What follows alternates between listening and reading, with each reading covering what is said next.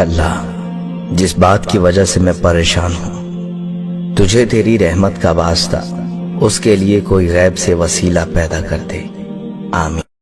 اللہ ہماری مغفرت فرما دے، ہمارے ماں باپ کی مغفرت فرما دے، اے اللہ ہمارے گھر والوں کی مغفرت فرما، ہمارے بھائی بہنوں کی مغفرت فرما، ہمارے مرحومین کی مغفرت فرما دے۔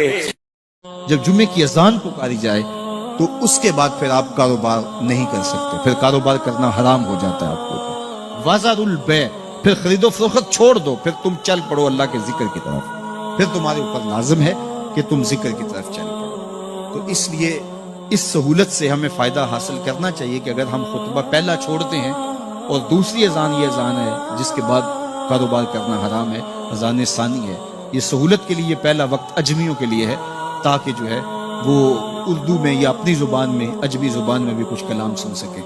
تو اس لیے ہمیں یہ سہولت دی گئی ہے، وہ بہت ضروری کام ہو۔ تو دین سیکھنے کا یہ کتنا خوبصورت موقع ہے